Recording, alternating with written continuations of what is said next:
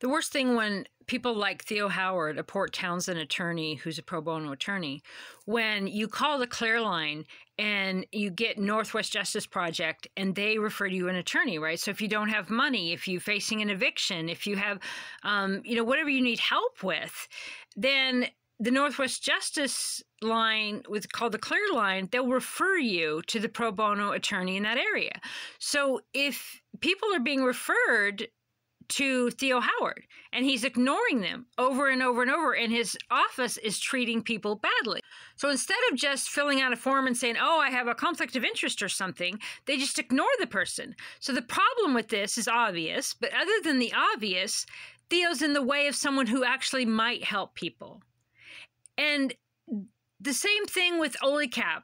For years, I watched things going on at the shelter. I watched different things, and I had a nonprofit, and I would see a need in the community, and I would apply for the state grants to fill the need. And they're like, no, OLICAP's filling it. But I was living in the streets with the people.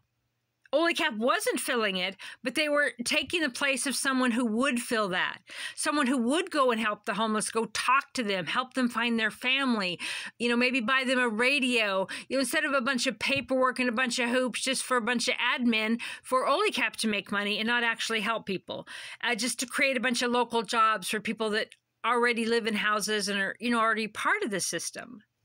If the money went straight to the people on the streets, it would have helped more. But then you had people out there like me who was doing a warming center in my church and wanted to feed more people and wanted to help people do more. And I'd apply for these grants and they would say, no, someone else there is doing it. So just like Theo Howard, nope. Northwest Justice referred to Theo. So it's off of their plate, right? It's no longer a concern to them because they did the right thing and then they referred it to that local area.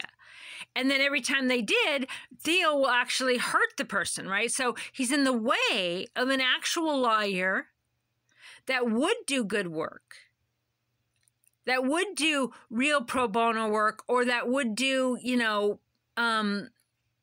anything at all. Well, you have a certain moniker that says you do a certain thing. You get either government funds for it or you get referrals from it. You're directly blocking the person from actually getting that service.